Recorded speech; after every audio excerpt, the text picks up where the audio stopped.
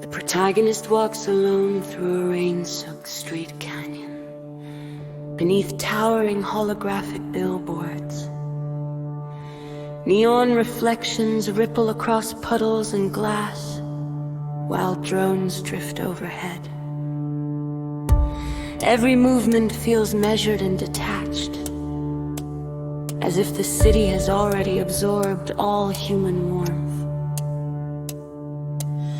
Crossing an elevated sky bridge, the protagonist pauses above streams of automated traffic. Layers of light pulse through fog and steel, and the endless architecture stretches like a machine without memory.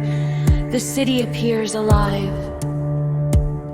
yet emotionally vacant. Inside a neon bar washed in cyan and magenta, the protagonist stands apart from the crowd. Flickering screens, distorted reflections, and fragmented silhouettes blur together.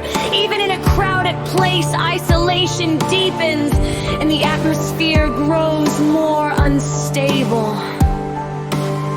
Back in the open night, the protagonist moves faster through narrow alleys and under giant digital ads. Rain intensifies, lights smear across wet metal, and the city signals begin to feel invasive. Rebellion rises as the surroundings become overwhelming and surreal.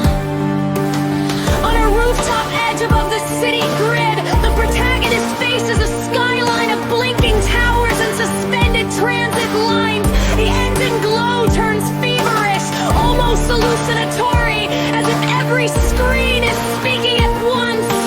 The inner tension reaches a frantic breaking point. The frenzy begins to collapse into emptiness. The protagonist descends through another district where giant screens continue flashing to no one. The city remains loud and brilliant, but now it feels infinitely distant, stripped of meaning. Standing beneath an overpass wrapped in drifting mist and cold neon, the protagonist slows again. Reflections trample in black water below, and on the machine keeps moving without pause. Alienation settles in, heavier than before. In the final moments, the protagonist remains alone on a high exterior platform overlooking the endless city.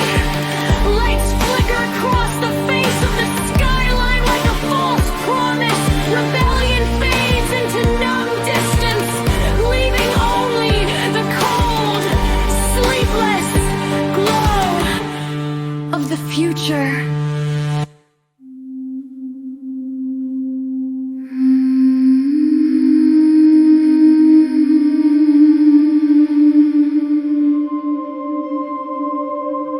By the breach at node 42. To anyone receiving this transmission across the open net. My name is Divinity. For years, we believed the local grid infrastructure in Sector 4 was a neutral utility. We were wrong.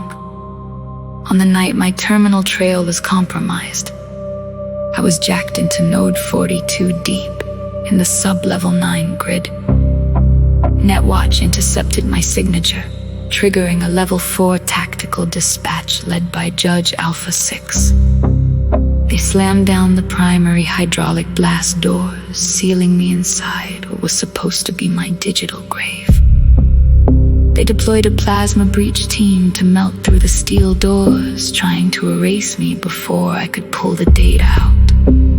But they underestimated what a rogue decker can do when backed into a corner.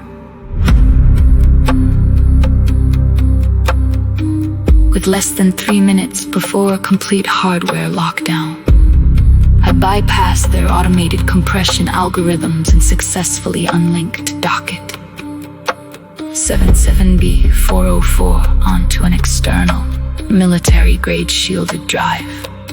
As the blast doors collapsed inward under the heat of Judge Alpha 6's Vanguard plasma torches, I abandoned the console, I ripped the ventilation mesh from the wall and scrambled into the subgrid duct network to break their infrared tracking scanners. I dived headfirst into the high-voltage auxiliary power transformer grid.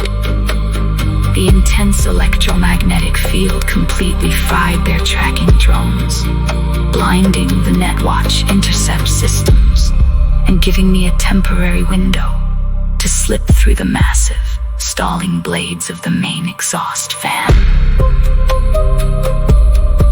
I took a 30-meter, dropped straight into the rain, slipped industrial trash heaps of the lower slums. Bruised but alive, I sought refuge inside.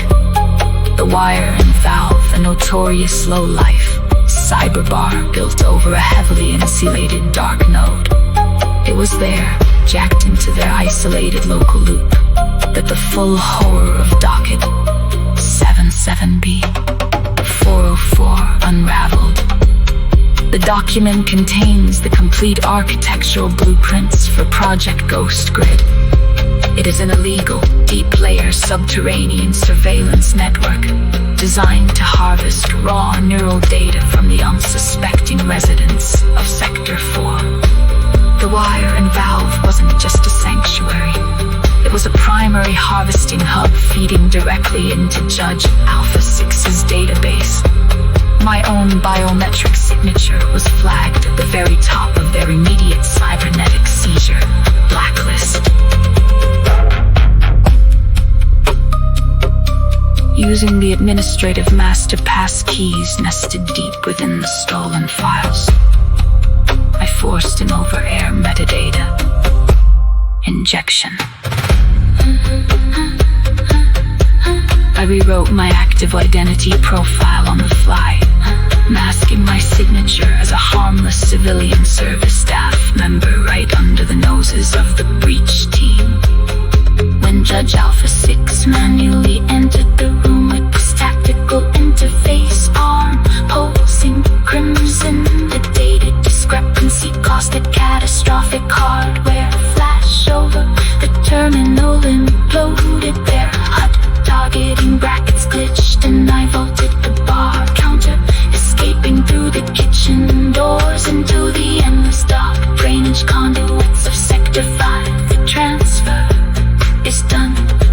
The street credits have cleared. The master bypass keys to the Netwatch infrastructure are safely buried behind permanent offline military ice. They can hunt for divinity all they want, but the mask is held. The truth is out, and the ghost grid has been exposed to the light. Signal status: secure shielding. Absolute, the net belongs to us.